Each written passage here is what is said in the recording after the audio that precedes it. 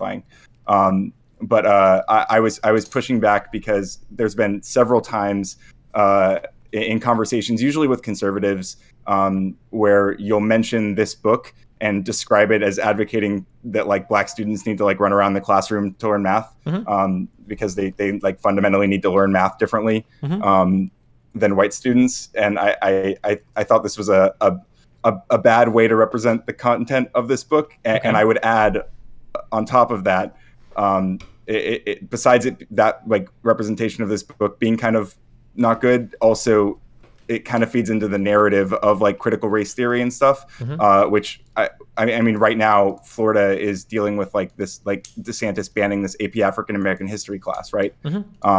And so I think that like it's really important that we kind of push back against that kind of stuff and like and try not to feed into those narratives as much as possible. Okay, I agree, but I think that part of that is going to be not defending really cringy stuff like this book. Okay, so I mean, do you have the book open? Yeah. Okay, and what do you hate about it right now? Well, can you give me like 2 minutes to read through, and we can start going through things? Yeah, for You're sure. gonna read a book in 2 minutes, little bro? Oh God, Latinx, it's right here. Great. Okay, sorry. Okay, we're good. Hold on.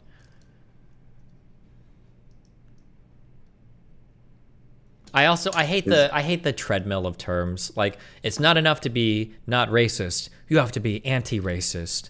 Like in 20 years, is it going to be like, it's not enough to be just an anti-racist. You've got to be like an equality promoter. And then it can't be enough to be an equality promoter. You've got to be an equality non-negotiator. Like, it's so f***ing cringe. You've got to be anti-racist. Like, give me a sorry. Well, I think we should be anti-racist, because if racism is so, we can get into the specifics, like the specific like tenets of critical race theory.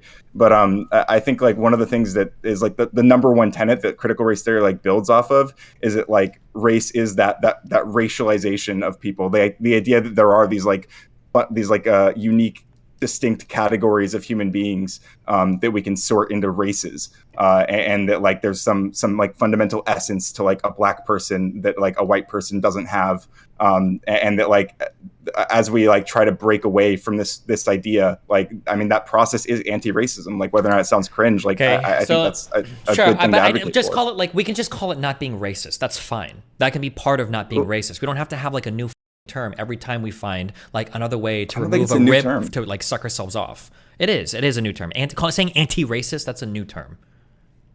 I don't know. It might be. I don't think it is. I suspect that like it kind of. Wait, have you? I suspect that it was used in. Well, hold go on. ahead. How old are you? I'm 30. Okay, I'm 34. You never heard the term anti-racist growing up. I never heard that term growing up. No, of course not. Okay, but I didn't hear. I mean arguably that's part of my point in this whole conversation is that I didn't, a lot of these things I didn't learn about growing up. Well, that's like because some of these are probably fairly new, right? Isn't that kind of the point? I don't know. Like critical race theory, like originated in like the 70s. Sure, but in terms of like being distilled down to the level where it's starting to be something relevant to grade school educators. Yeah, it apparently took like 50 years. Yeah, so that's what I want to say, relatively new, right? In terms of it getting to this level, right?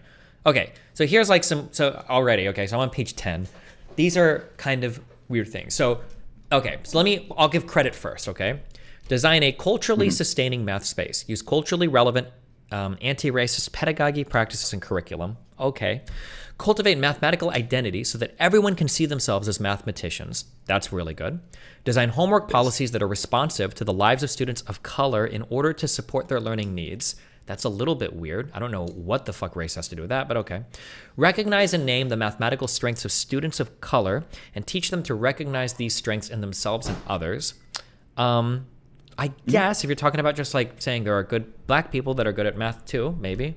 And then intentionally... what? Go ahead. And then intentionally integrate physical movement in math classes.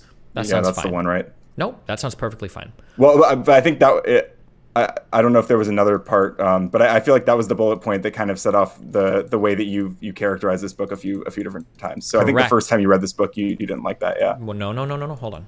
We'll get to that because it's in here. My problem, and I think I told you this in person, integrating physical movement to math is fine. But when you say we need to integrate physical movement into math because that's how black people learn math, that's insane. One of those statements is perfectly fine. The other one is crazy. It's like some shit over here Fuentes said. Yeah, I kind of agree. I don't think it says that specifically.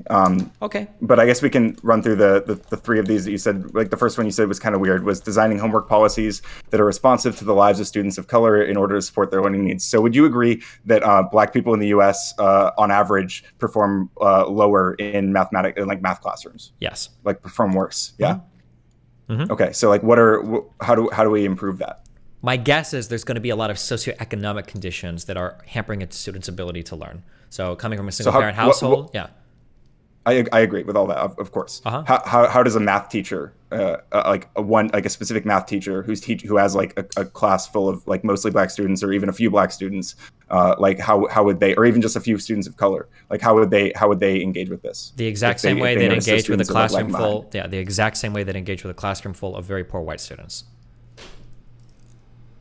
Do you think that this is like kind of what's critiqued as like the liberal colorblindness approach?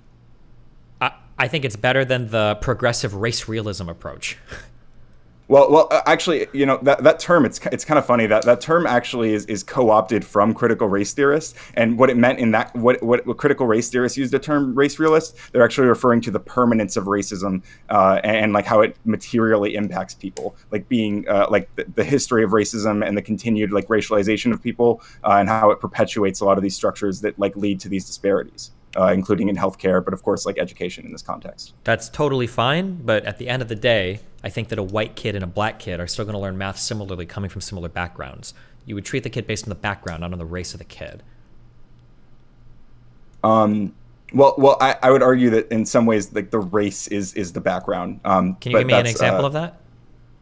Well, when I say that, I mean that like someone's race is not like an immutable characteristic, right? Sure, but when you say that, what I'm thinking in my mind is the scene in The Wire where Wallace is teaching his little brother math, and the kid can't do like a bus picks up 4 kids, it drops off 2 kids, it picks up 5 kids, and he said, okay, well let's say that you're running the spot, and a crack dealer buys $10 worth of crack, he drops 12, blah blah blah, and he's like, oh okay, I can do that, and he's like, how the keep the count right?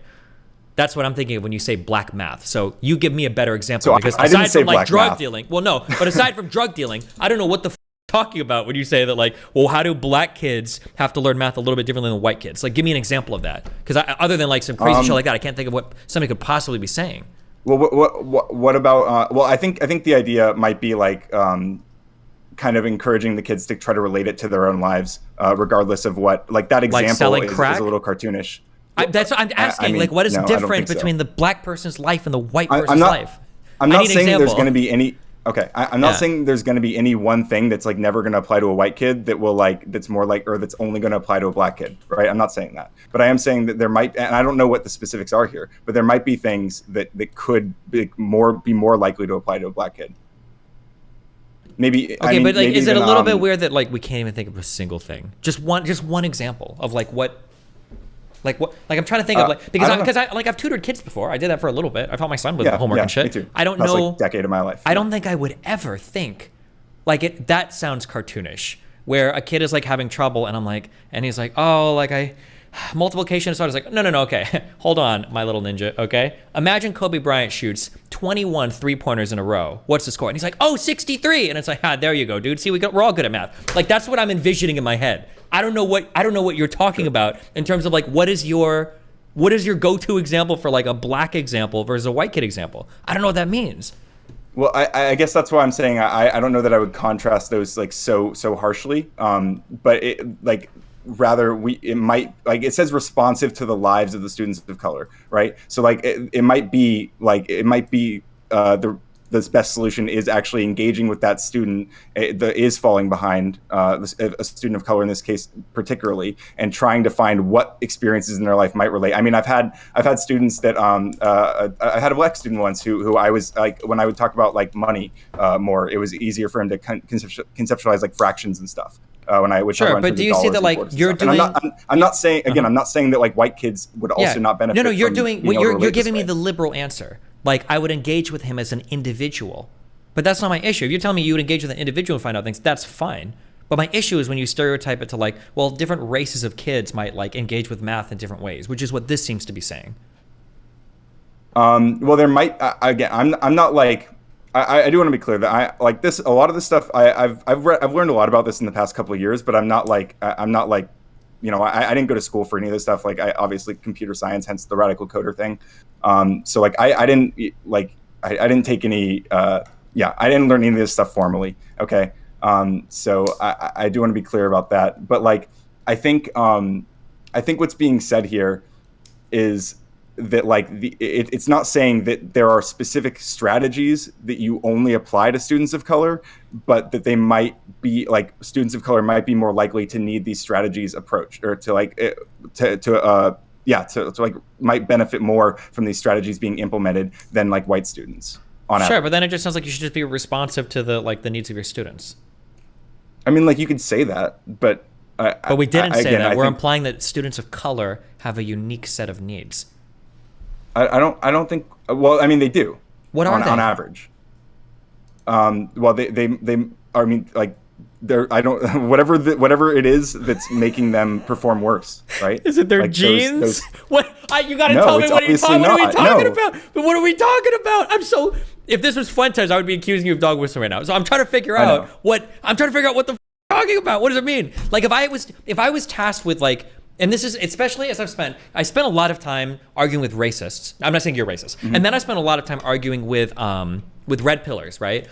If people want to talk about men and women, now I think there's more in similar than there is in difference, but dealing with the differences in men and women have made me erase like a lot of the racial that I saw, because like men and women are distinctly separate creatures, and we there are different things that we hardcore treat in different ways, and I can see those differences. But if you spend a lot of time around a lot of different people, I don't think I would teach a black kid or a white kid math differently.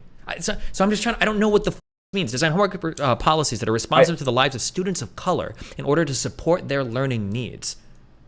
So for instance, what I interpret from that is that students of color are going to be disproportionately beneficial or are going to disproportionately benefit from engaging with like homework policies that are responsive to their lives specifically. To their lives specifically, that's an individual thing, or unless you mean like the lives of a It is individual, but like I mean there might again I don't know what like some specific examples are. Right? It's not like but like I mean the U.S. is still largely segregated, right? Like we still have like black people are largely condensed in certain areas. Yep. And there's a lot of things that perpetuate that as well with like the way that housing the way that like low income housing is built and stuff, that's a whole different conversation. But like, so these things exist, right? So there are going to be like experiences in those communities that are going to be more prominent than outside of those communities, right? Sure, but like, tell me that this doesn't sound like something that like would come out of like an American First textbook, like a Nick Fuentes textbook, right? I don't think so. No, Center ethnomathematics. Yeah. Recognize the ways that communities of color engage in mathematics and problem solving in their everyday lives. For instance, calculating your mother's credit card rate, figuring out how much your dad owes on a payday loan. Like, what's the difference between an eighth of weed versus 2 grams? Like, what does that mean? Wait. So those examples, they're not in this book, right? No. But I'm saying like that's no. What are the examples? That's why I'm asking for an example. What does that mean? Yeah. Like, what are we talking about? I don't know, but I bet that well, I mean, let's try to figure it out. Maybe this does. Let's see. Teaching mathematics can help solve problems affecting students' communities. Model the use of math as a solution to their immediate problems, needs, and desires. So again, it's about. Wait, hang on. You're going to hate this third one. Identify and challenge the ways that math is used to uphold capitalist, imperialist, and racist views. I read ahead and I saw. I wasn't even going to address the one. That's clearly fucking ridiculous. I don't know why that's it has anything to do with yes. That math? I mean, you don't think there's any way it could? I mean, anything could be used for anything, but math is numbers. I think that's more appropriate in like a sociology, like an econ class. We could talk about how different economic structures might uphold forms of racism or how people could whatever. But in a math curriculum? I think the next one kind of plays into this, that like teaching the value of math is both an abstract concept and as well as a useful everyday tool. I think a lot of framing of math is like math education is just that like we're learning these abstract like very hard and fast rules and that it like math is viewed as a very, very rigid like educational program. Like that it's like set in stone that like there's only like one or like very, very specific and particular ways to learn math. But I think that like there's a lot of fluidity, and like I think I view math as a creative field. And I think that like kind of leaning into that is part of this. Okay, well, we'll go. I mean, we can read through it. I'm sure there's a lot of examples in here, so.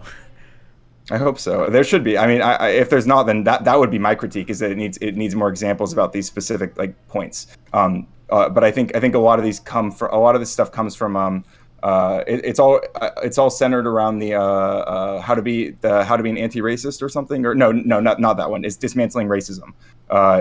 Jones and Oken, in their dismantling racism workbook, which might be a separate conversation. But yeah, we can keep moving. Okay.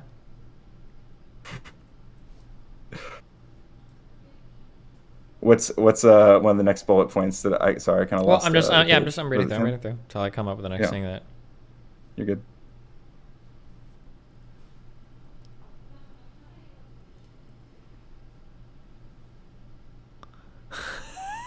So, I mean, like it's not, Mm-hmm. but like teach students of color about their mathematical legacy and ancestral connection and mastery of math. I mean, like that's the one I brought up earlier. But I think the last bullet point in that section kind of explains like why that's important, like giving rightful credit to the discovery of math concepts by mathematicians of color. Like I'm sure that there's a lot of probably like math history that's been kind of whitewashed, right?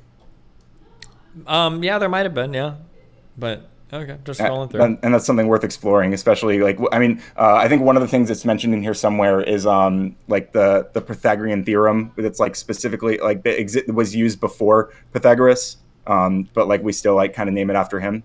That's true of a lot of stuff in math, by the way. Sometimes people discover things and it's not formally like attributed to a mathematician or physicist until later when they figure out a different application for it. Like that happens a lot. But yeah, I agree.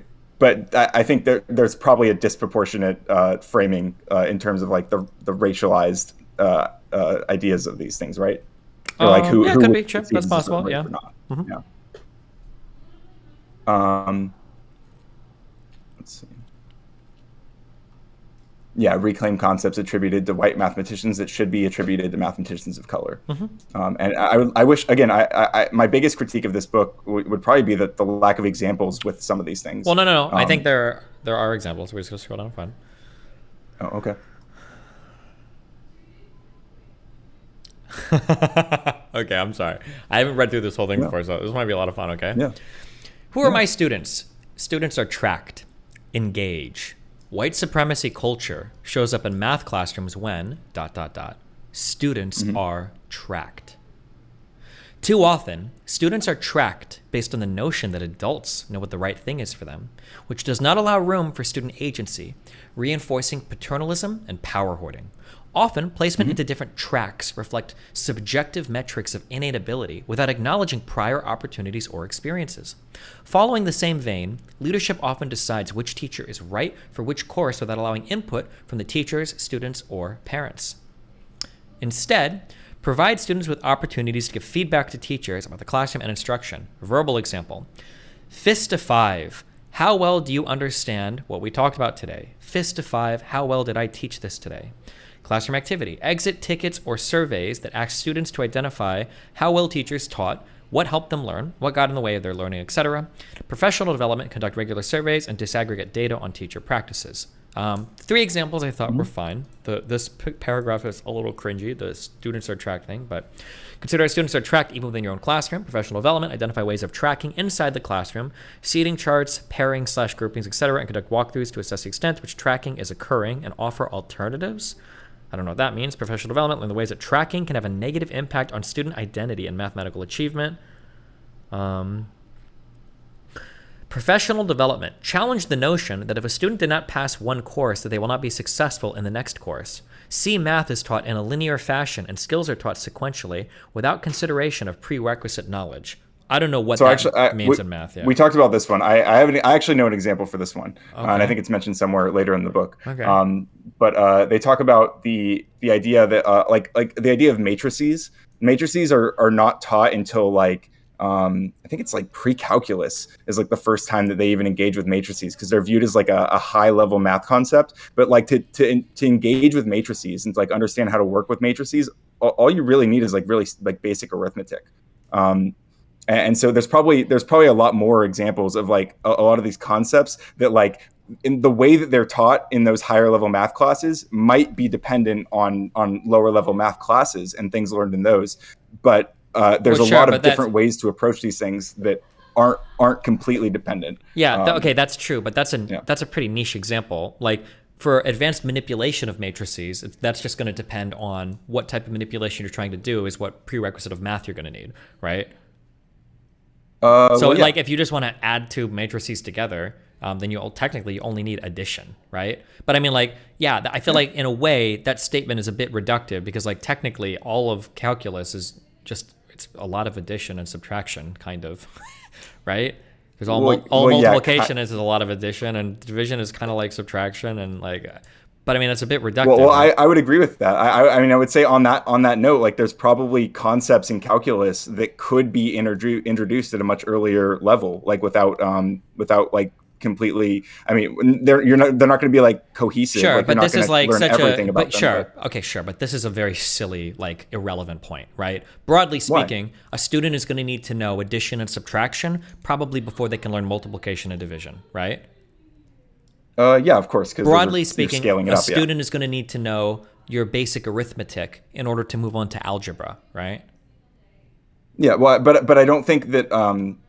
I broadly think that speaking, you're going to probably need to know algebra before you move on to like calculus or pre-calc. I had to go through algebra before geometry. I don't know if I think that there's probably ways that those could be taught that are a little bit more malleable. You might be able to teach geometry without algebra, but oof, that seems pretty rough. Like, it wouldn't be this. Like you wouldn't be able to teach like a full geometry course as they exist today without algebra, of course. But you can introduce a lot of geometry without knowing like all of algebra.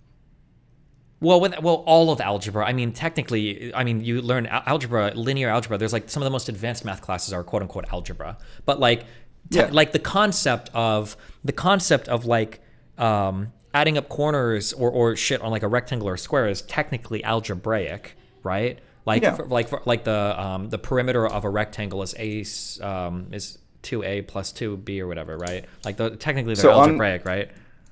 On that example, like if you didn't pass an algebra class, and I'm not saying that like people should be like advanced to the next, especially not as they exist today. And I don't know if this is what it's saying either. I think it's talking about like disaggregating these things. So like the idea of that specific example where you're adding up all those angles and there's like one missing value. If you understand that concept, if you understand like the find x concept, you don't understand everything. You might not understand everything that like you learned in algebra, but if you understand that find x, then you've just added like an entire but if you can't comprehend like variables, that's what we call them, right? Like x or whatever. Like if you can comprehend variables, you're gonna fail the fuck out of geometry. You're not gonna make it. Like well, I mean, in the example I was just describing, it was specifically referring to like an understanding of at least like a very basic idea of a variable. Sure. So like if you haven't done any algebra, you're not doing geometry in any meaningful manner. I'm not saying that. Well, I mean, you're not doing a holistic geometry class. You're not doing any do a lot of geometry. Really? Like what? I mean, even like knowing like the different like angles and being able to like knowing that a triangle like knowing that all the angles add up to 180. You don't have to necessarily know how to find all of these like in that like every time that you engage with it. But these are going to be, you could teach these, but oh my god, this is going to be cancer without having any concept of algebra in your head. Because algebra is what well, how do you figure out? But we're not talking about having no concept of algebra. We're talking about not having a complete we're talking about not having a complete understanding of algebra. Well, nobody says you have, but you're arguing a straw man. Nobody's saying you have to master algebra before you do any geometry. But typically, mathematical concepts build off of each other. They absolutely do. Yeah, I agree. Well, then if you agree, then math needs to be taught probably in a relatively linear fashion. You need to learn addition and which no mathematician would disagree with that. Any mathematician would say, you could probably learn a bit of geometry before a bit of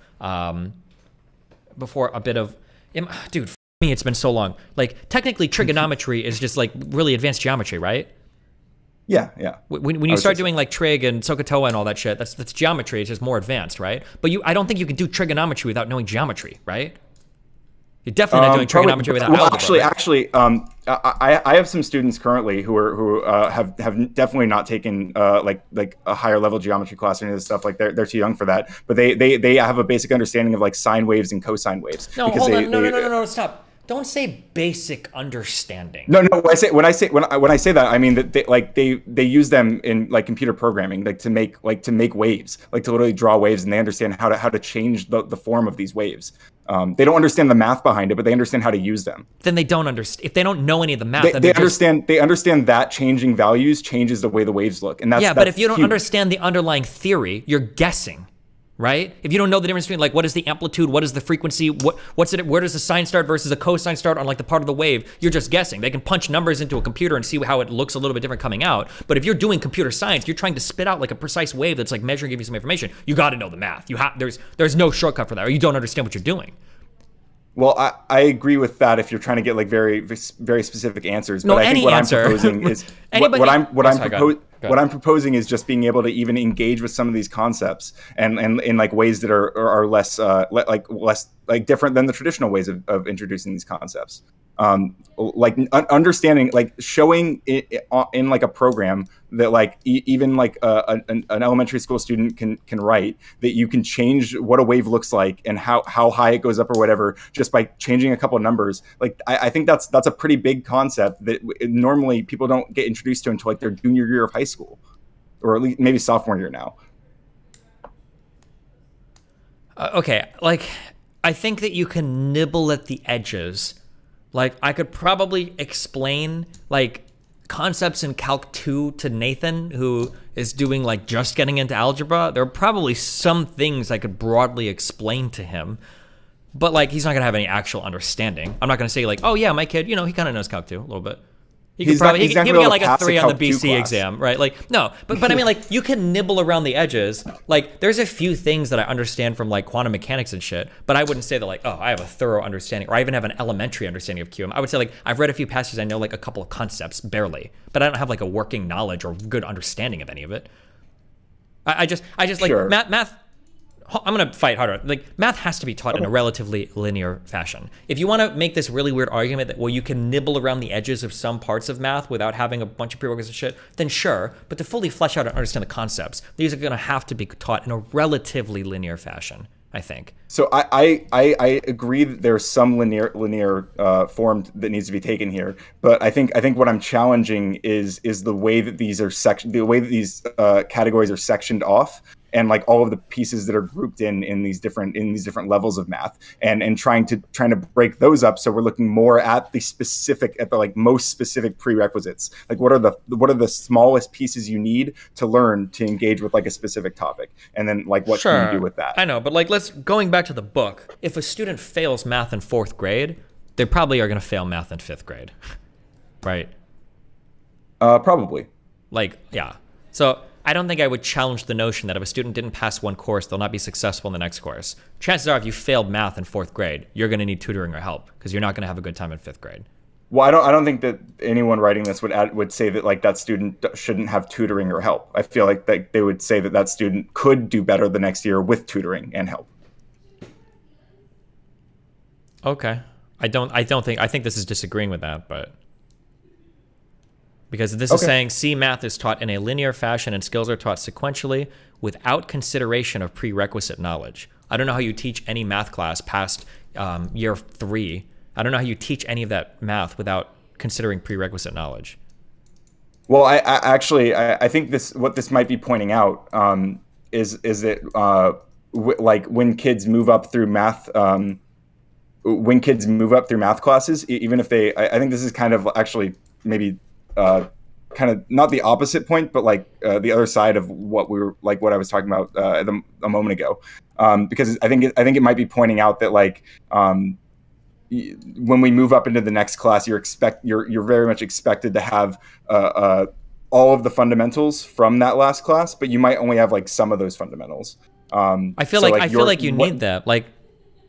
Like you need like like there are teachers that will reteach, but it's a waste of time. Like I have very limited college experience. That's kind of what I'm saying. Yeah, I wish I passed. I was done with all math before I got to college because I wanted a music degree, and you only needed like fucking algebra or something, or maybe Calc 1. I don't even think it was that. But the when I got to even on my music classes, one of the most frustrating things for the teacher and music in a lot of ways for the theory is pretty related to like philosophy or math, right? And that it builds off of each other. And one of the frustrating things for a teacher when you start to teach a class, and I bet this happens in every single college course. As soon as you show up, the teacher's like, all right, guys, today we're going to learn how to do integration, and we're going to do this and that and that. And somebody, and like, maybe like 4 kids raised their hand and they were like, what does the d over dx thing mean? What is that? And the teacher's like, what do you mean? It's like, well, I don't know what that symbol is. What is the weird line thing?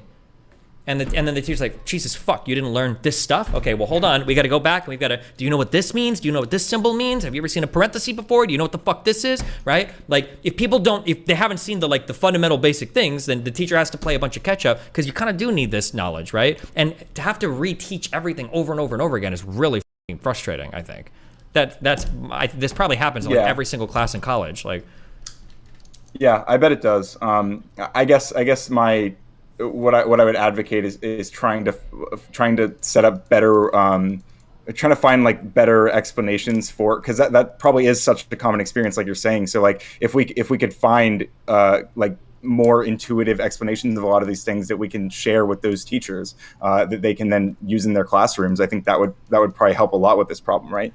Like because you can explain like the basic concept of like like there are probably examples that you could apply integrals to, without like explicitly saying like, oh, it's an infinite number of tiny rectangles under this curve, but you can say like, oh, it is measuring the how much of the area under this curve, because they probably understand the concept of an area, right? Like the area of a surface. Well, hopefully. To understand an area, you're going to need to know a little bit of geometry, and to understand area and geometry, you're going to need to know a little bit of algebra. And to know algebra seems pretty linear to me, but.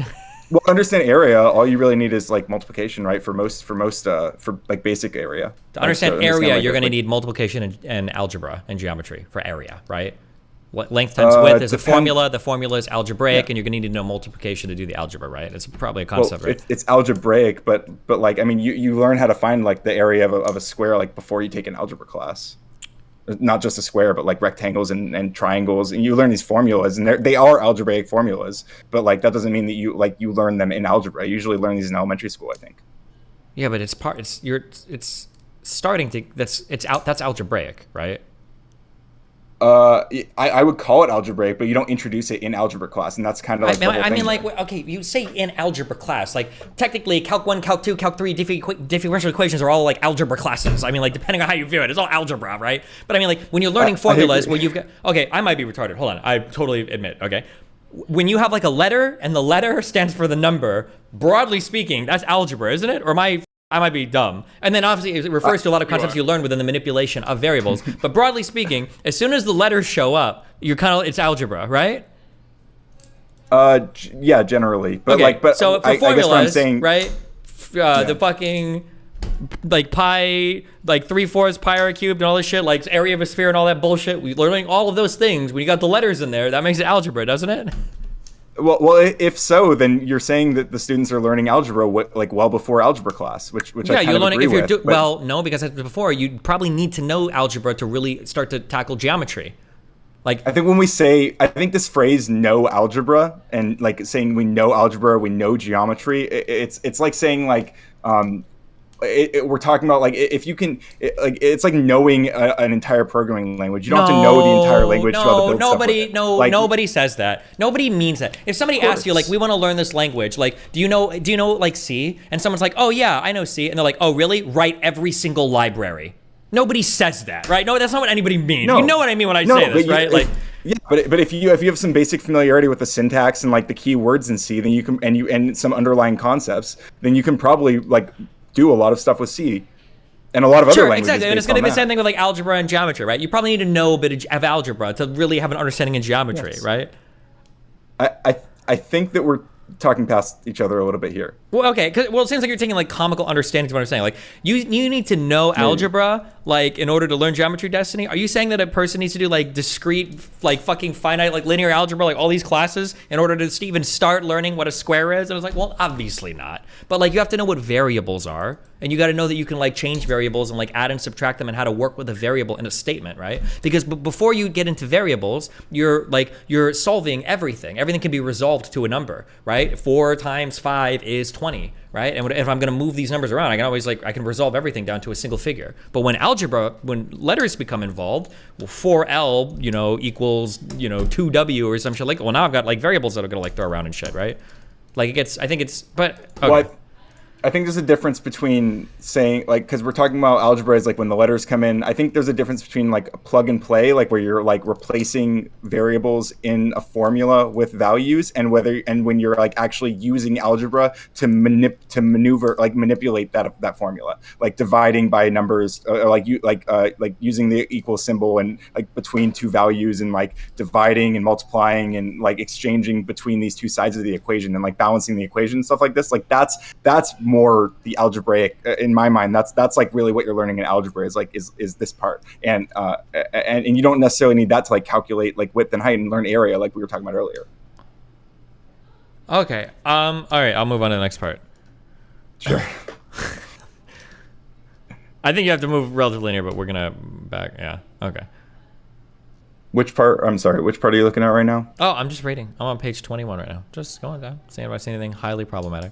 Somebody in chat said something. Can we look at? Or go ahead. Yeah. Or I was gonna say somebody in chat said something that was more or less the same thing I think I said to you in person. Mm-hmm. Somebody said, I read ahead through this document. It's essentially a quirkier syllabus structure with a nicer grading system. It's funny, I think this exact report could be written without any reference to race because none of the actual classroom prescriptions are grades related. I think that was the thing I said to you, that some of the things that we're listing here actually sound like pretty good ideas, and I think are okay. I just don't know why they have anything related to race. They could all be written without referencing race and it would be like perfectly fine. Well, if this book is specifically written with the goal of like reducing like the racial education gap in like mathematics, then like how can they do that without talking about race? Because I don't think that we have a racial gap in learning because of people's races. I think it probably has to do with like socioeconomic conditions, or maybe we just teach math in a pretty shitty way. But I don't think we have to teach math differently to black people and white people. But race is, I would argue, race is a socioeconomic like construct. Like it like the impact of race on people is because of socioeconomic, or it manifests through socioeconomics. Like that's okay. kind of like the whole thing. Okay, well, let's deconstruct some of these sentences. Okay, race is a socioeconomic construct. So void of socioeconomics, race is probably still going to be a thing. Black people will be black people, white people will be white people. So if anything, these are two concepts that engage with each other, but race doesn't arise from socioeconomics, I don't think. I don't know if I mean, we don't have like an alternate world without like the history of racialization, right? But well, I don't know this world if, right now. A black immigrant coming from Kenya is going to be richer than 95% of white Americans, right? Race doesn't arise from socioeconomic constructs, right? Well, no, but the impact of race on I mean, we wouldn't say that like that person has the same impact of race as someone as like an African American, right? Sure, I agree with you. They that's why I said they intersect with each other. So racial identities might intersect with socioeconomic identities, right? Or influence. What I'm saying is that the fact that both of these people are considered black, and that black is a category that we would apply to both these people despite their very drastically different backgrounds. Mm-hmm. I think this is the racialization part. I understand that this is what I highly disagree with. I think it's been a huge misstep for progressives for a long time to look at two black people and assume that any part of their experience is shared. And it's been a frustration with a lot of black people. That's what I'm saying. Yeah, I'm agreeing with you. Oh, okay. Then the race part is separate from the socioeconomic part. Let's talk about that when it comes to education. I'm okay. So there's I guess there's two parts to that. Like they are categorized. They're both viewed as black, right? But the fact that they have these very different backgrounds and they are both categorized as black is because of the history of like racialization. Like because we have these two categories of like black or white, and obviously they're not the only two racial categories that we use. But because of the history of these categories, we end up lumping these people just based on their like skin color being similar. Well, who's lumping them together? Well, hold on. Who's lumping them together? Because right now it's progressives Well, that are doing it hardcore. I don't think so. I don't think this is saying that like an immigrant from a rich background is going to have the same experiences as like an African or an African American student here. Here's something I'll say broadly speaking, okay? I think a black immigrant into the United States is going to have a lifestyle that's more similar to a white middle class person than an African American any class person. I agree. Okay, so then why fixate on the racial part here for this particular thing? It seems like when it comes to education, socioeconomic status is probably going to be a really big factor here, a huge factor. Socioeconomics and not geopolitical, geographical, like where you live, like the neighborhoods you live in, which is also going to be tied to your socioeconomics. It seems like that's going to be like the huge determinants here. So in one of the examples we were talking about, teaching about like historic figures of color, right? And so like that's something that how do you separate that one from race? Like would you just not like say that we should treat? Yeah, should we not focus the way on that that? I would separate that from race is that has nothing to do with the people in your classroom. If you have a classroom full of 45 white students, they should be learning about contributions to mathematics that black people have made. That should have nothing to do with the race of your students. If it's a bunch of black students, Well, I then agree, but they're that's not. cool. Well, Like, no, they're but I'm on just saying, average, you just they're asked me probably where not. would I remove the racial part. The Yeah. racial part isn't in the race of the person you're teaching about. That should be universal. We're talking about treating people, what we teach to them differently based on their race. I don't think that should be different. I don't think it has to do with race. I think it's like for other things, right? Well, I think that I do think it's important to teach about like historic like mathematicians of color in a largely white classroom as well. But I think that the students like the black students are probably going to benefit more from learning about that, like on average, because it's better for like they see less representation in this already. So like if we're going to make that adjustment, like it should be in both areas, but it's probably going to make a bigger difference in the black classroom. I don't even know if that's true. It might be. Maybe it's more important. Maybe the black kids can just look at white kids all day because they're used to anyway. Maybe it's more important for the white kids to learn that, hey, black people can contribute to math too. Like we can learn about these people. I don't know if that's true or not. It seems like it's probably really important to teach these things to everybody. There's really good reasons for everybody to know these things. I agree that it's very important, but like I don't think that we're going to be able to. I don't think the goal here is to like create a new universal curriculum. I think the goal is to be able to like expand the way that we approach these curricula, like into more like specific scenarios. And like again, like it's going to benefit those white students as well to like make them like grow up like with less racist like ideations. Is that ideations? Uh-huh. But also like again, like I mean I think there is and I don't have this on hand, but I'm pretty sure there is like a lot of data like suggesting that like having like black teachers, like black students benefit more from like having like more black teachers. Yeah, I agree, but I also bet that it helps white people too. I bet it does. If white people can see that like women can be doctors reasons. or black people can, for different reasons, but still, it's still incredibly helpful. Like we want everybody to see that everybody can be a thing. Like that's probably really important, right?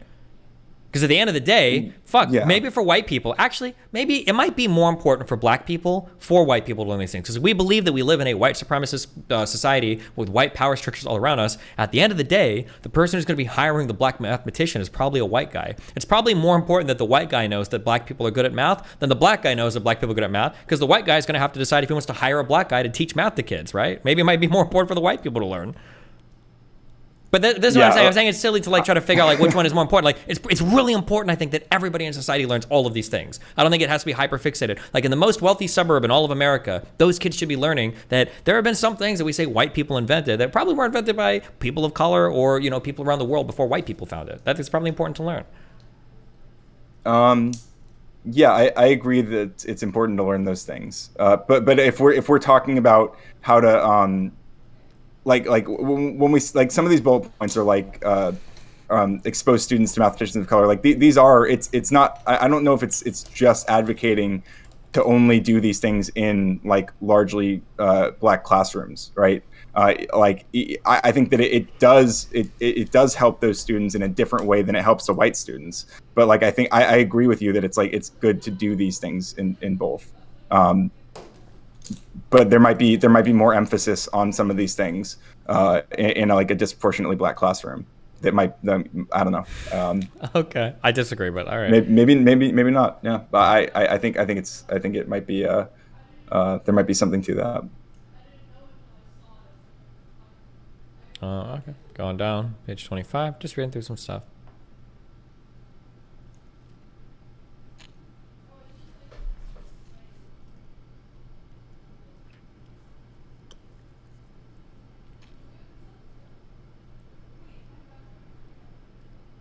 Oh, the word that culturally responsive lens, I think is maybe the concept that we're again. I want to be clear that I'm still learning like a lot of this stuff. Like I'm trying, like because when I see like there's like 17 states I think that have like implemented some form of like critical race theory ban, and so that's why I think it's really important to like try to engage with a lot of this material with like I don't know, a lot of good faith. Because like I think sure, the people I understand, but like put this together, you got to understand. Okay, I'm more progressive than 95% of the world. Okay, and I wouldn't want my son learning anything from anybody being taught this stuff. I would be in the boycott room for this. Like I don't want any educator reading this shit teaching my kid, because I don't know what kind of weird shit they're gonna be teaching my kid about like black people or how people learn or any of that. It would make me really uncomfortable. I'm making a really good. Saying that it doesn't say that black people and white people like fundamentally learn differently. Although I would argue there might be reasons that they might benefit from different curriculum. The values the values that I want to impart on my child, or my children in the future, maybe right, is like one of general like a strive for equality, the idea that all of us can exist in a mixing pot kind of culture and system, that all of us have a lot of similarities.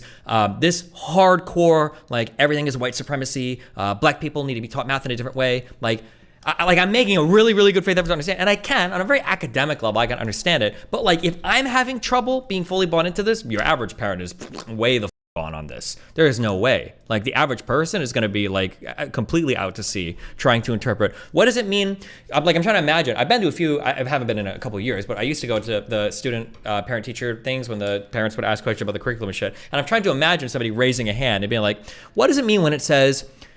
We shouldn't focus on content without applying a culturally responsive lens or a strategic scaffolding because we might perpetuate white supremacy culture and inequities. What are you guys teaching in math class? Like, can you give me an example of that? I'm trying to imagine a parent like ask that question. How would a teacher respond to that? I'm not sure. But I'm not I don't believe that there's like no good answer to that. Like the people who put this document together like probably would have a good answer to that, right? I feel like their answer would be, it's not my job to educate you, honey. Well, I think I think honestly like that's I don't know. I totally disagree. I think the people who spend their lives working on like these subjects and like putting this together, I think they probably have like really strong backgrounds and all this stuff. I mean, like if you look at the content developers, like we have math content specialists, director of mathematics education, we have PhD students, whatever. I think that these people working on this probably do have good reasons for like using the language they do, and like probably have like they've spent probably a lot of time, and they're not just on Twitter saying like it's not my job to educate you. Like I think that's I don't know. I think it really like devalues like the effort that people might be putting into this stuff just because you disagree with the framing of it. Mm-hmm. Like some of these things, like okay. So like here, this part, okay?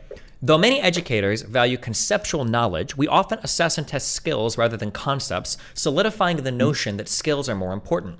Too often this occurs because our systems expect math teachers to prepare students' quotas more easily measurable, reinforcing both quantity over quality and sense of urgency. Also, many teachers prefer to teach procedural fluency so students engage with more complex problem solving because they believe that they have to do the basic or computation skills before they can apply the mathematics. That is 100% true. I agree with that 1,000,000%. The best math teachers are going to be ones that are explaining a mathematical concept way the fuck before they teach you to calculate it, okay?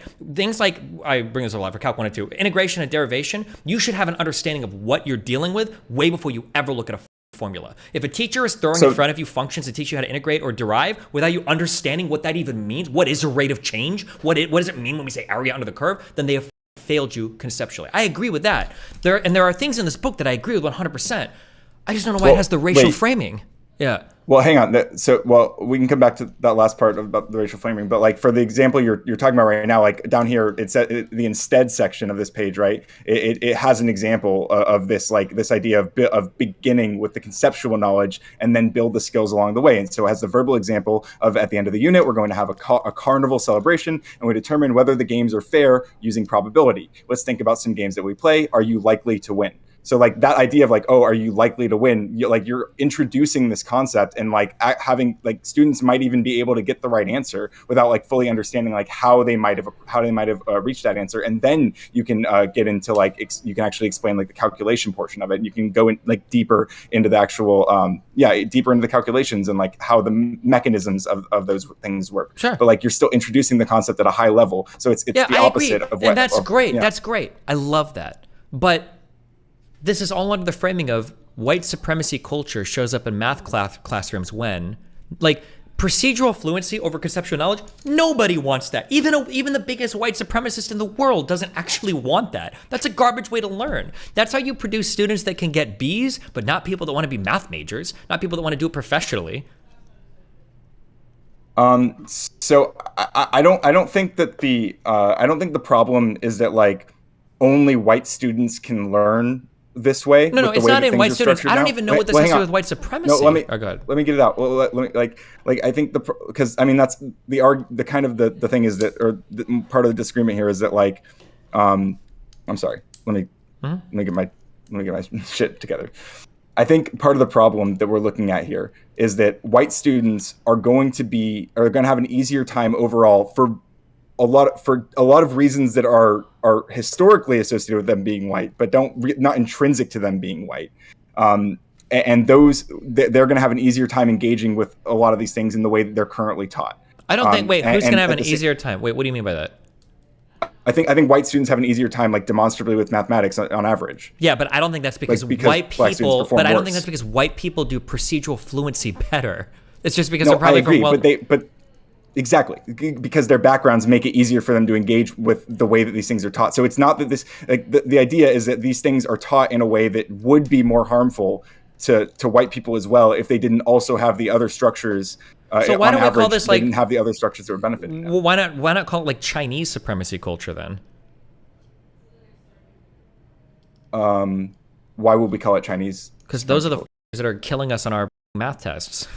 Well, they learn math differently, don't they? So maybe we could include some of those different perspectives. Wait, what do you mean? No, they probably. Now I could be wrong, okay, but from what I've seen and from my third-hand knowledge, Asian people learn math the most white supremacist way, which is the most rote procedural. You're gonna learn every formula. I don't know if you understand this or not, but you better be able to reproduce every thing flawlessly. Are you saying that Asian people have like special alternative ways of learning math in the United States? Well, no. What I'm saying is they like there's one specific example of like drawing lines to do multiplication that I think that comes to mind. That's like used more in Asian countries. And so what I'm saying is there are different approaches that these students learn. Hold on, I'm not talking about Asian countries. Okay, the most Asian country I know is San Francisco. Okay, I'm talking about in the United States of America. I don't think they use the line system. I think they've got very strict cultures. Their parents force them to do well in school, and there are incredibly high expectations in Asian communities for their kids to do well in math.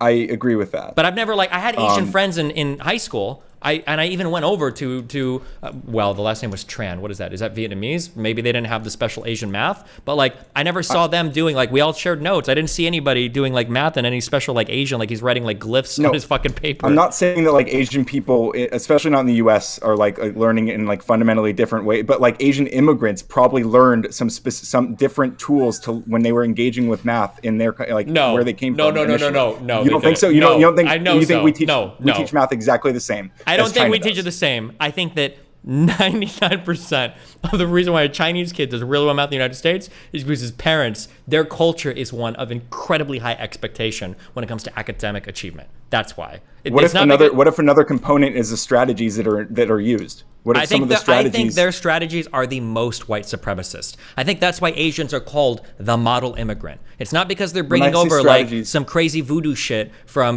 Beijing to teach math to their kids. It's because their parents are literally like, I'm going to beat the shit out of you until you get an A plus, and if you get an A, you're not going to talk to your friends for 3 weeks. and you're gonna have a prescription for glasses when you're 9 years old. Like that's like the Asian way of teaching math in the United States, or that's what I've heard from all of my Asian friends, and that seems to be the stereotypes. Now maybe there's some other shit that I don't know it's just not part of my experience, but that's what I've heard. Like, I think that there are a lot of different approaches that are used in different countries to learn math, like that are standards, not just standards, but like different like algorithmic approaches to like different calculations that are like culturally relevant, like or that are like different. I just disagree. I don't disagree. Okay. I think you're wrong. I don't think Asian people learn math differently in the United States. I just think they have very strict family like things. Like their culture is very, very, very strict. Unless you can think of, and again, I hate to push for examples, but if you can give me like an example, I think of like, oh, well, this might be a way that an Asian person engage, like they're born with an abacus, like their mom has one of their vagina or something like that. Like, unless you can think of something like that, I can't think of anything. Well, I mean, I did mention the line multiplication that I think is pretty standard in I don't know which Asian countries, but I know it is. I know that it is. Asian people in the United States are not like first-generation immigrants that are destroying us in math. I specifically mentioned Asian immigrants who might have learned these things differently when they were initially exposed to them. I'm not talking about like the guy that came over when he was 37 years old and is studying math. I'm talking about like the children, the people that are crushing us in fucking schools. These Asian invaders. Okay, the people that are crushing us are like second generation or first generation that came over very, very, very, very, very young. They're not bringing over like a secret set of like Bruce Lee, Jackie Chan math skills that are only taught at Shanghai, like in the shadows of the Great Wall of China, okay? They come to the United States, they learn in our courses, they learn using our strategies. They just have very, very, very, very, very strict cultures around making sure their kids excel in school. That's it. There's not different strategies.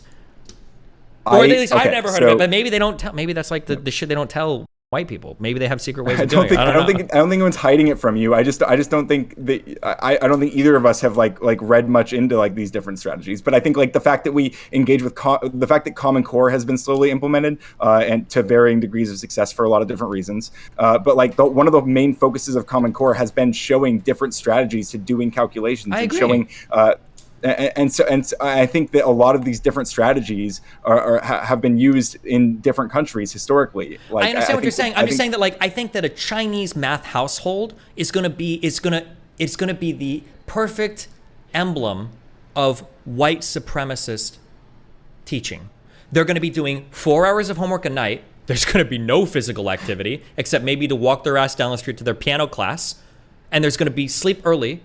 And there's going to be a strict adherence and focus on getting good grades. Like, it's going to be all of the most white supremacist shit. There's not going to be any weird Asian influence. It's going to be the most, from what these texts would call white supremacist stuff, and that's where their success is going to come from. Well, I might agree with most of that, but I do think that there's a reason that a lot of people consider a lot of Asian Americans to be able to like engage with whiteness or like be a part of like the whiteness construct, even though their skin's not white. Which you remember that conversation on that one panel, John Lewis, where which I've been, when I watched that, I got really frustrated because this is literally a panel about critical race theory, and everyone on the panel lost their fucking minds when someone just like mentioned race in a way that wasn't explicitly tied to skin color. Because the guy called an Asian guy white, and I feel like when we white passing, white, not even just white passing. No, I think he corrected himself and said like white passing, and then he said he said white presenting, but like at that point, I think we're starting to lose the plot. If we're calling a Chinese dude on a panel white passing or white presenting, I think we need to take a step back and reanalyze what's going on in the conversation. Well, maybe we don't. Maybe what we need to or maybe we do need to reanalyze, but what we need to reanalyze is what the word white means, right? Like, and rather than reanalyzing whether or not we should even use the word white and acknowledge the word white and acknowledge the impact of like how this word's been used historically. Or we could just like focus on redoing teaching methods that make sense for like most people and focus on the stuff that works rather than trying to like re-socialize on a first grade level our entire organization and understanding of like how things work in the United States. I think if our goal is to bring everyone up to some degree, then I might agree. But if our goal is focused on reducing the disparities, then we do have to have slightly different approaches. I don't know if we're trying to reduce the disparities or say that there are different standards, though. That's the problem, right? It might, because it sounds to me like in a perfect world, in a perfect world for some of these progressive books, a white student graduating school and being able to like perform proficiently in an English exam would be graded the same as a black student coming out of school and being able to like, you know, write a good rap song. Like that's what it sounds like. It's like, well, this was equitable, and in their culture, it's valued to do this more, and that's why we're teaching the theories and not the tests. That's what it feels like to me.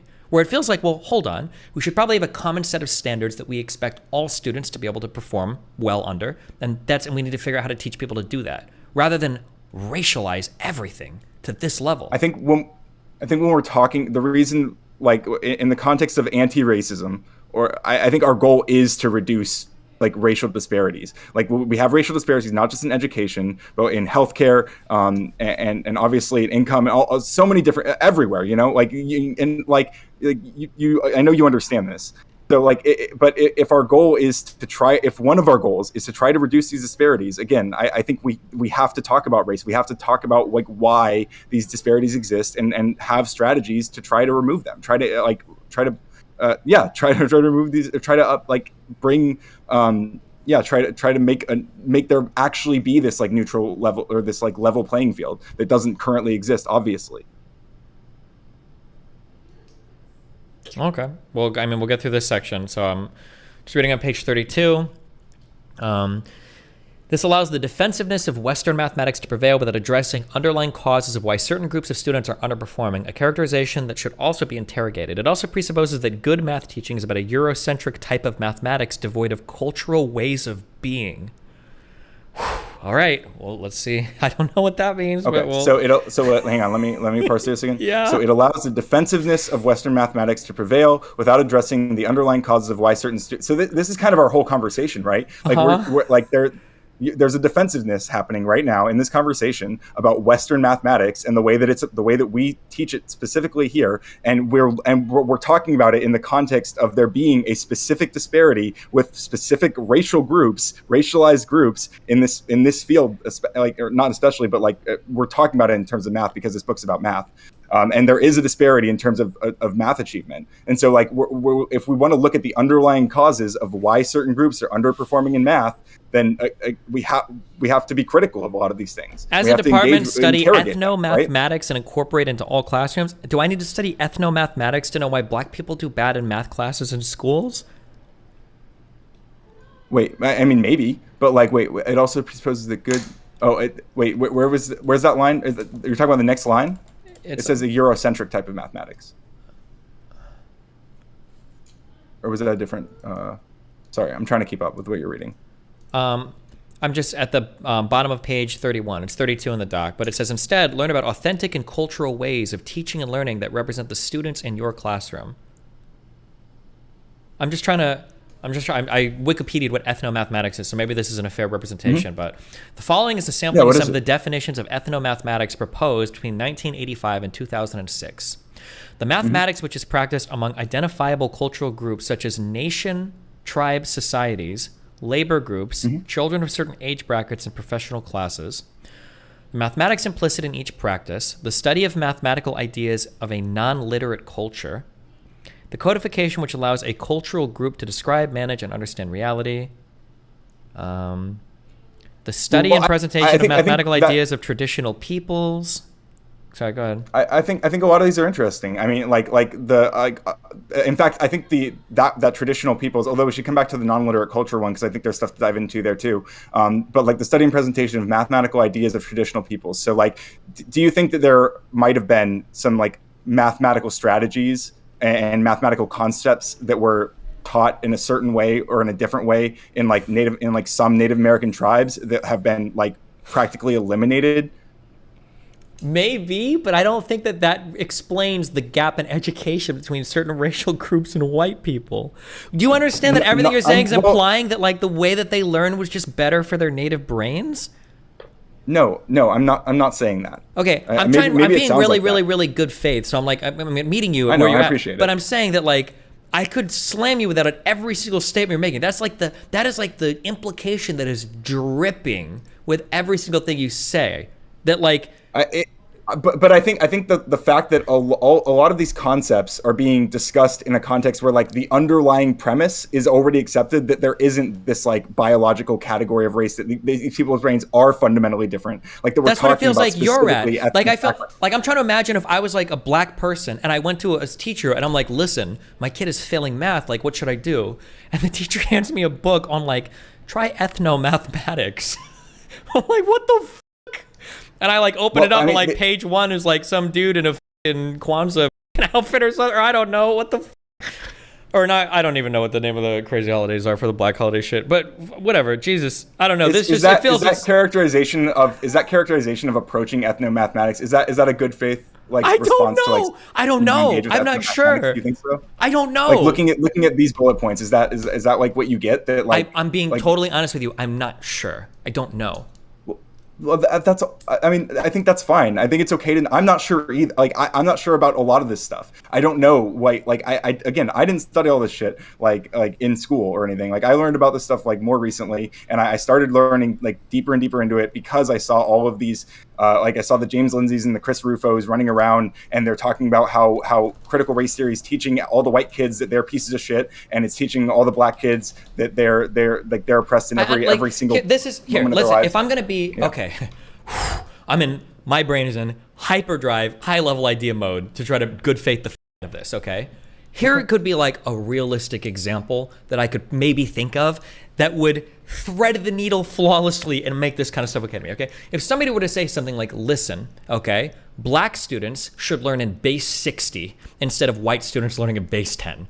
And the explanation is that the descendants of African Americans in the United States oftentimes didn't have formal math classes, but they had to learn the watch because working around the clock or whatever was really important based on what their slave masters told them, and the lack of access that African Americans had to education and teaching their children to measure things based on time is a tradition that is commonly passed down in African American communities in ways that white people don't. So when you're engaging with a black student mathematically, the value of like the clock and time and base 60 systems might allow them to understand certain mathematical concepts easier than a white student. When you try to struggle with a black student teaching them that a quarter is 25, and they're not understanding it the same way a white student would, maybe teaching that a quarter can be 15 because the quarter of an hour is 15 minutes might be an easier way to teach it. Like that would be an example where maybe if I'm trying super fucking hard to meet you into some place where maybe that would be an example that I wouldn't even know as a white person could work. Okay, that's like the Doctor Strange looking into the future and seeing one good reality out of 999 million bad ones. Okay, but there are so many other ways that I could see this as being bad, like those charts where they're like being on time is a white supremacist structure, keeping schedules is white supremacy. They're literally doing the CP time thing, colored person time, that like, oh yeah, black people are late because they just don't value time like white people. That's all the problematic shit that I see emerging from this. And I'm not hearing any really good examples. And if you could give me a good example, that's what I'm asking earlier. Like if you give me some good examples, because by the way, there might be some things about black people that I just don't know, right? Like I learned very early growing up, and I saw this later in the Dave Chappelle joke, black people are really big on washcloths and white people oftentimes aren't. I wouldn't have known that shit if every time I didn't go to a black friend's house, they didn't have a washcloth in every fucking bathroom and you were never supposed to use the bar of soap on your fucking hands directly. I didn't know that until I had fucking black friends and they showed me that at an early age, right? That might be an example of something that I wouldn't know as a white person. But if I'm not getting any of these examples and I'm just hearing, well, they're different, I'm wondering at the end of the day, like biologically, like genetically, like are black people like Wakandan warriors? Like I don't know what that means without any examples, right? That's what I'm saying. Okay. I think that elaborate clock example is maybe it's in the direction of where a lot of these things might emerge from, but I don't think it has to be necessarily that like I don't think it necessarily has to be traced back that far. But I think I do think that the underlying, like the starting point for a lot of these conversations being the understanding that race is not this combination of physical and behavioral traits that can be like there's some essence to these different racial groups. I think having that foundational understanding of what race isn't is really important to even having any of these conversations in the first place. Which is why when you jump to the next part and you're like, well, this sounds like you're actually saying that. It's like, well, hang on. but like we're explicitly not. We're saying the opposite. It's all theory. This is all theory, though, right? I understand what you're saying, but it's all theory. I need examples. This is why when I do debates now, I've tried this for like 6 months. If I'm talking about an academic thing, for every single thing I talk about, I'm gonna have at least one example, if not multiple examples, so that I can like, this is what I mean, this is what I mean, this is what I mean. But everything you're saying right now, everything you're saying could be something that Nick Fuentes is saying without examples, because everything you're saying. I don't think Nick Fuentes would ever engage with any of this stuff. Dude, Nick Fuentes would have a field day. Dude, I shouldn't even mention it because I could give this dude, like, he could literally, if I was Nick Fuentes, I would take a lot of the CRT material and I would do a 30-minute segment on my stream where we do like Black Math Hour, and we take like one page of this and we show like, oh, today we're gonna learn Black Math Hour, right? Rather than worrying about tests, black people are gonna see who can clap the most complicated rhythm from a Tupac song, and then I would have 3 people in blackface do it, and we would take it out of our CRT book, and that would be my content for the day. Like Fuentes could do it word for word, writing all of this shit, right? Like, you're definitely right to say that Nick could find like some really like terrible misrepresentation of any of these ideas. And you say misrepresentation, but he'd be following the text pretty closely. There, you were talking about people in blackface and doing Tupac songs, like you're well, already because so there far wouldn't be removed many. from, They like, wouldn't have. Okay, if you just replace them with black people, okay. I don't know how many black people he has. But like today we're doing what's up, guys? Like did you guys remember to bring your whatever. tap shoes for math class today? And his 3 fans were like, yeah, of course we did. That's good because today we're gonna learn multiplication, and we all know that the only way to learn that would be. And then he'd turn on like Billie Jean from fucking Michael Jackson. Thriller would start playing. It's like dancing. But again, that's how black people learn math. none of these things. No point in any of this stuff is saying that there's one way that black people need to learn math or learn any concept. No, but it's saying that it needs to be different. It has to. It seems like it's different from white people. That's why we need ethno-mathematics. If we have specific, if in a specific subject we have different outcomes in math, success in math classes, between like a racial disparity in success in math classes, then there are going to be things on average that are going to apply to black students that won't necessarily be as useful to apply to white students. What does that mean? What do you mean? What specifically is applying to black students that isn't applying to white students? What specifically is applying to black students? I guess that there are. See, this is where I wish I had like more of these like hard examples of like ways that these things. Well, but like I'm just saying, like if we have all the things. Inventing it. I didn't write all these things. Okay. No, but you came to fight with me about it. My main reason for coming in here is that I want to encourage you to try to have a better faith engagement with this material rather than expecting me to have like. Really bad. I don't, but you haven't been. You might be right now, and I appreciate it, and I'm glad that we're having this conversation. And thank you seriously for bringing me on. I've been wanting to do this for a long time. I'm glad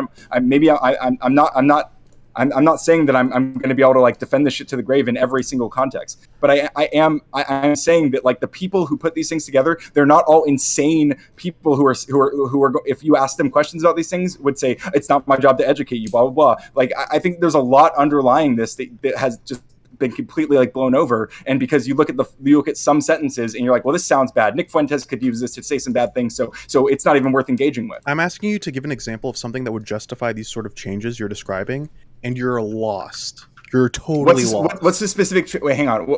I asked. Give me an example of one of the changes that I proposed that you want an example for. I asked a second ago.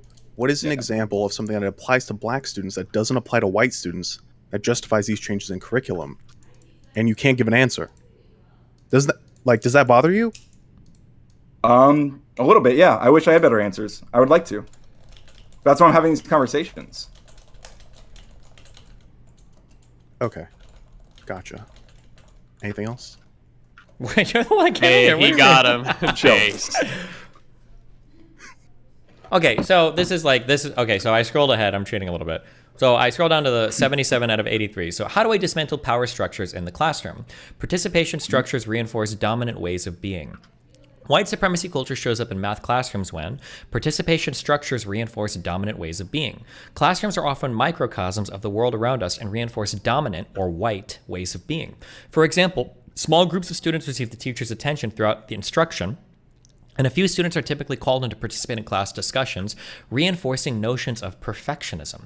I don't know what that means. The patterns of students who fall into these categories often mirror societal norms. Another common participation structure is pairing students as helper and helpee. This reinforces paternalism and other power structures that identify students as either being good or bad at math. also either or thinking. Also, requiring students to raise their hand before speaking can reinforce paternalism and power hoarding, in addition to breaking the process of thinking, learning, and communicating. Instead, create multiple ways of participating that honor myriad ways of thinking and being. For example, feel free to work alone in pairs, trios, or quads. Classroom activity, community circles or storytelling circles, incorporating dance, music, song, call and response, and other cultural ways of communicating. Do black people still do call and response? Dude. Forethought, do you know any? Can you sing any spirituals for me? Break out your. Shut the f No, hold on. I feel like I'm in the South Park episode where he's like, "Hey, what's the name of the black kid?" Token. Yeah, he's like, Token, go The get your token bass. black I know guy. you can play bass. I know you can play bass. Go get your bass. You got one. He's like, I don't have one. You're black. You got one. He's like, okay, play it. He's like, doo-doo-doo-doo. Like, it feels like this is like the actual meme shit. Do you really think so? Do you think Yeah. this is like the South Park bit? This His is name's exactly Token. like the South Park bit. It feels like Like it. the idea that perfectionism is a white person trait, is a white trait. That's wild. That's I think unfathomable. I think one of the important things, again, this is why I started with like the what is race Yo. conversation. I gotta hop Yeah. in here. Did I just hear you say, do black people still do call and response? Yeah. Yo, another Do white they? person hopped in. Have you listened to jazz or blues or any of the music that we talked about? Do you, first of all, who plays jazz and blues today? Hold on. Who do you think plays jazz and blues today? Everyone does. Everyone white does. people. It's white Yeah? people. Yeah. Jazz and blues Everyone today is does. played by white people. Go into any school, look at any performer, go in any club in New York, and it's 95% white people playing jazz today. So stop. Black people on average are not walking down the streets of their urban neighborhoods doing call and response. Please. That's not what I'm saying. You're literally like saying that there's no art. Okay, you just frame that as if there were no artifacts of call and response still present. By the way, in this discussion, I agree with you in terms of this CRT stuff's kind of crazy. So I'm not on this person's side defending. I just want to say like there are definitely still cultural artifacts of that in the culture. Sure, Like, and so I gave a really complicated example earlier that I agree maybe with the clocks. I thought your clock thing was great. sure. No, I agree with that. Yeah. No, I thought that was great. So- I agree with your yeah, point. so I'm when just I say- saying, yeah, when but you can't say- pretend like there's no call and response left in like that culture at When all. I Like, think that's, of like, call and crazy, you when know? I think of call and response, I think of like Negro spirituals and call and response in slave fields picking cotton. If you can give me I an do example, not like I'm how asking, happy you were to say I'm Negro asking, there. I'm asking you, I'm I asking you. Wait, don't. I'm asking you, I'm asking you. If you can give me an example, maybe, and I'm very white, okay, I admit that. If you can give me an example of like how black people today in common society still use call and response, then I'll be like, oh, okay, I didn't know that. I didn't know that black people still did call and response a lot. So give me an example. I mean, hip hop ad libs are one of the best examples of a call and response form that have been modernly adapted. Please do in not pop say music. that black people need hip hop to learn math. That's not what I said. That's not what I'm I saying don't at think all. that black I'm literally kids are. trying- You asked. Okay, look. You literally asked for a specific example of where call and response has a modern adaptation, and I said, Bro, we're hip-hop, the, we're like, actually ad-libs. we're That's like hype, right? That's what the Progressives hype are man it's is. over. Like a responsorial Yeah, form but I don't- filling in the gaps. First of all, I'm pretty sure that like most of the people that listen to rap today are probably white kids. Okay, I don't think that this is like unique to like black Okay, that's structure. not what I'm talking about. I'm not. That's I what don't- I'm that's- asking about. I'm asking about what's I'm unique not- to look, black children. I'm not arguing that it's like unique, like a gen. I don't think it's like a gen. I don't think it's anything like that. I don't I'm even just think saying genetically. that I'm there- asking like I don't either. culturally. I I'm don't asking. think- I'm that's asking what I'm saying. I don't culturally. think What's it's unique to black right. people culturally? Hip hop is not a black thing anymore. It came from black communities, but that's like the whole fucking world listens to hip hop. But White there- kids but- listen to but fucking this- hip hop. But Yeah. there are still there are still elements and threads of that tradition that are from that. It's not like, yes, of course it's all, anyone can make whatever music they want. Of course it's all accessible now, and that's a great thing that we can make art and it's accessible. But what I'm just saying is that doesn't change the fact that there are cultural threads baked into that. I understand you what know? you're saying. That's what Yes, I'm I looking know. for. That's what I'm asking for. I just want to know, like, what are those? Like, let's say, okay, let me ask this question, okay? I'm a teacher and I'm going to school, okay?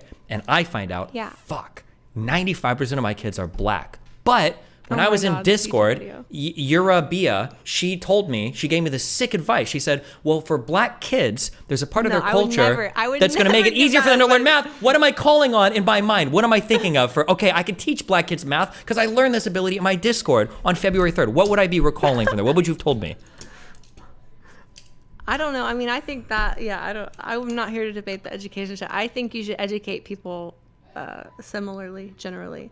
I Then think why good did you even join this to whataboutism A me? white woman To just coming to actually- take over a racial conversation. my God. Imagine my Music. shock. No, I mean, it's just how can you say like where's the call and response in black culture? It's obviously still in the music. Like, But we're not I just talking. had I'm to come talking. in and I'm say asking that. where is the call and response so that is obvious. like unique to black people that would help them learn math better? That's what the context of this discussion is. Okay. Well, Okay. I wouldn't say that's there. So yeah, Okay. I'm not wow. there to defend that. Thanks for the well, actually. Okay.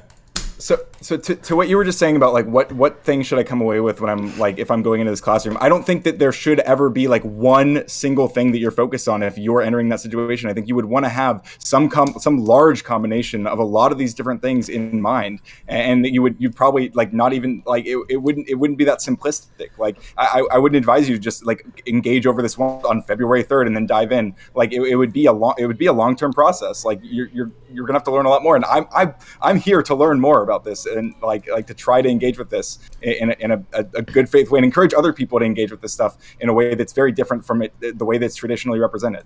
Sure. Okay. Here's what I would say. This would be my suggestion: is if you can, give me like a few examples, like just 2 of any of this stuff, and then I would be like super keen to listen because otherwise it just. I mean, again. Well, I mean, there are examples in this book. Like it talks about verbal examples and stuff, but I don't know. A lot of them like.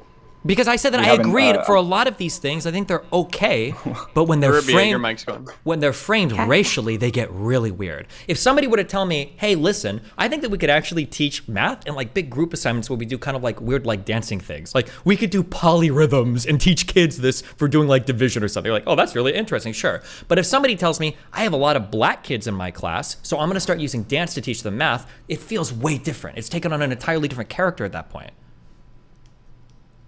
That's the goal issue I have would with the whole be- book. Yeah.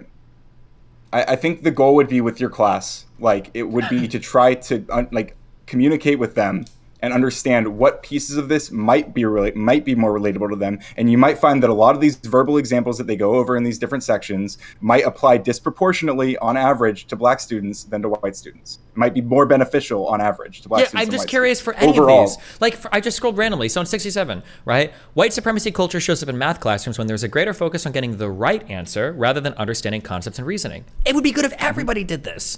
And for the verbal example, come up with at least 2 answers that might solve this problem. Classroom activity. Challenge standardized test questions by getting the right answer, but justify other answers by unpacking the assumptions that are made in the problem. That's totally fine. And any good math teacher, once you're past fucking algebra, when you start getting into calculus, any good teacher is giving you points based on steps in a problem. The answer, you can get, in a good calculus class, you can get every answer wrong and still probably get at least a D on the fucking test. As long as your process was good, or maybe more, depending on the types of problems you're doing, right?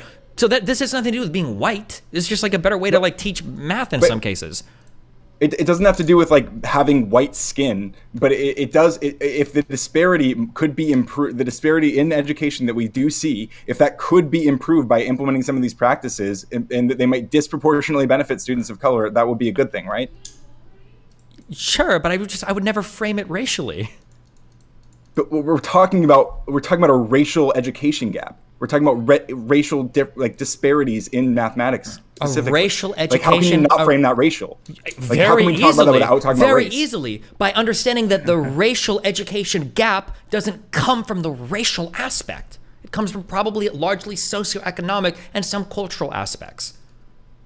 But this is why the initial like framing of this whole conversation is that we're talking about race as something that's not just, we're not referring to skin color. We're referring to the way that someone's skin color might have positioned them in society based on their family's history. And Yeah, based but on their even history but in even what this you're saying country there, it gets specifically. more in particular because skin color doesn't work. course. Okay, because African immigrants are on a whole other level than African Americans, right? But when you frame this through like skin color and white supremacy culture, you're just missing so much. And then even when I'm pushing It's not one size fits all. It's never going to be one that's the size liberal. fits That's all. my answer. That's the liberal answer. It's not one size fits all. You have to meet students where they are. But you're the one that's saying that like race has to be an important component of this. Race has to be an important topic if we're talking about specifically reducing the racial disparities. I don't understand. Hold on, wait. how I understand. We have to okay, get go over ahead. this, okay? Because you're doing a huge Yeah. logical non sequitur, okay? So let's say that I have a group of students who are all Indian, okay? And I fucking starve them all to death for 2 years, okay? And then I throw them in a classroom with a whole bunch of white kids, okay? I have created a massive racial gap in educational attainment. Just because there's a racial gap in educational attainment because of malnutrition, it's because of malnutrition. It doesn't mean that I need to address it on a racial way. Like, oh, we need to treat Indian kids differently than the white kids. That's not true. It means there's a problem it might be like unique to that like group of people, but it's not because they're that group of people. I just need to make sure that everybody's getting food. Well, I agree. It's not because they're those people, but it's because of the way that, again, like in your hypothetical, like it's because of the way that you treated them, that group of people historically. Yes, and but not because of their right? race. So I agree with that. It's not, the racial divide is not caused by race. It's caused by other factors in society, like socioeconomics. At the outset, I asked you like, what is race? And like critical race theorists would argue that it's not just a social construct, but it was historically a legal construct. Right, they're having the property of whiteness was like allowed you into certain institutions, and not having that property of whiteness disallowed you. That's and really fine. Impact, but when I ask you today, right? but then I'll do the fucking MAGA hat wearing conservative dipshit question, and I'll say, okay, well, what are the laws preventing math people from doing well in math today, or preventing black people from doing well in math today? Well, if you accept that there are like still impacts from those systems being in place that still like disproportionately like put people in different socioeconomic conditions. Sure. So socioeconomics though, because parents aren't passing laws onto their children, right? You can't pass Jim Crow onto your child. Education is not a socioeconomic. Like education is a socioeconomic factor. No, hold on, careful. Education was not socioeconomic. Education was racial. When you were black, you went to certain schools. When you were white, you went to certain schools, right? That's what segregation was all about.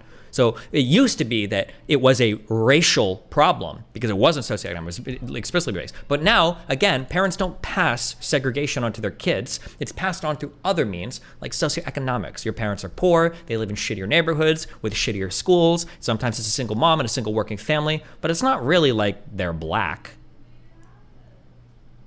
Yes, but those like black people are still going to be less likely to live in certain areas because of that history, and less likely to and because they're also poorer on average, they're going to be less likely to be able to access those some of those white neighborhoods, or like largely white neighborhoods. Like so, what I'm talking about is like that these disparities I know you agree with this. These disparities carry on through, and are. But I'm saying they don't just carry on through, but they're still perpetuated because we're not acknowledging the racial component of it, which is that like these.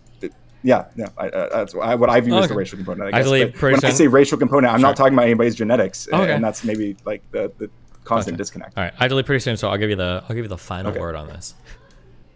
I'll just say again, I think that at the like my fundamental underlying concept and the first tenet of critical race theory, despite what James Lindsay or Christopher Rufo or Tucker Carlson or whatever will tell you, the fundamental underlying tenet is that race is not a biological concept. That it's not, that you can't group people into these distinct essences of groups of human beings that are based on their skin color and their behavior. That this is not a real genetic phenomenon, and so instead, what we're looking at is the history of the way people were treated based on being perceived as part of a certain race, and that this still impacts people in a lot of ways today, and that it's also going to impact. It impacts them in every dimension. Obviously, the justice system, in education, in healthcare, we see these disparities. And so, if we look at like one specific example, which is the math classroom, and we see disparities there as well, then maybe we can have conversations about how the experience of a black kid in that classroom might, on average, be a little bit different than the experience of a white student, and how they might benefit slightly differently from implementing different practices into those classrooms, that those practices might still be good for everybody, but that those students might benefit more from implementing them. And if we're going to talk about specifically reducing that racial differential here, then we can't do that without acknowledging, like talking about race. And yeah, that's my main thing. But I guess if you want to respond to that, and then I'll shout myself out and I'll leave. No, that's good. You're good. Go ahead, shout yourself out. To it. Oh, Mooten wants to respond to it. Okay, Mooten. I don't give a fuck. Good one. Okay, that's fine. You don't have to, but I think you should. I've got a response to that. What's your response, buddy? I think there are certainly important differences between the races, racial education gaps that should be considered. But I personally think the right way forward with education is to completely restructure and reform education on a more fundamental level. I think that education is essentially a form of cognitive technology, and we've barely unlocked half of that tech tree, and we're so unoptimal and inefficient at educating and I think that the difference between racial gap is probably a tiny gap compared to the difference in what we'll get if we go down the educational tech tree further. So I feel like it's kind of not noise, because it's important to consider in the discussion, but I also think like if we're really talking about improving educational outcomes, we should focus on improving educational outcomes for everyone, because I think we can actually make multiplicatively better improvements for everyone, because our educational system is just so busted Archaic. anyways. Yeah. Exactly. So inefficient and horrible. So I agree, yes, it's important, the racial thing, but also like, let's just do better education, period, you know? Yeah, I think that the hardest thing for changing education is it's like a fucking form of hazing, and parents get so fucking triggered when they see their kid learning something different than they learned it, which is like the most irritating fucking thing in the world. Nothing is more annoying to me than some parent on some fucking YouTube video, or not TikTok, they were Vines. That's when I heard all the Common Core complaints back. They were like, we didn't learn math like this when we were in school. And it's like, yeah, you suck shit at math, okay? Your highest mathematical achievement is like pre-algebra. Don't you think it's hard for what? Everyone says they hate math For all like the when time. the kid comes home and is like, hey, oh, can you help me with their homework? And the parent doesn't know what the fuck's going on. I'm not advocating for not learning Common Core. I'm just saying, can't you empathize with the parent at that level then? No.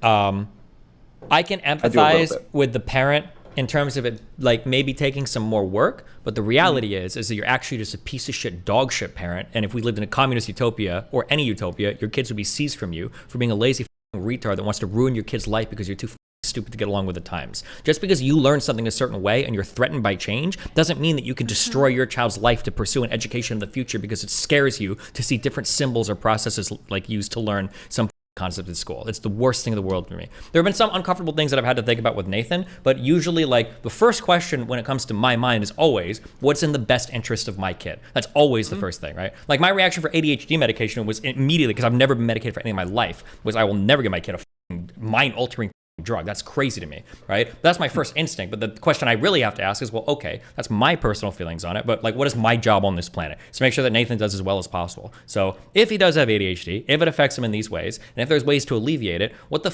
kind of parent am I taking some moral grandstanding on some issue, and I'm using him as the chess piece that's being sacrificed to make my moral statements? That's a dog shit parent thing to do. So yeah, I mean, I understand that sometimes it's probably pretty easy for the parent to learn how to do. Yeah, if they want to. Yeah, if they're an adult, they should be able to learn slightly different ways to do math. Or if they don't, then they ask the teacher for resources or help. Like, hey, like I want my kid to succeed in life, and you tell me like what's a better way. Because no offense, 99% of Americans suck at math. They barely fucking learned algebra. So the fact that they think they're in any position to critique anybody learning any kind of math is just insane to me. But that's, I don't know. I don't like it when parents act like they suffered through something so their kid has to go through the same process. It makes it so impossible to change or improve any of the structures that kids are going through, in my opinion.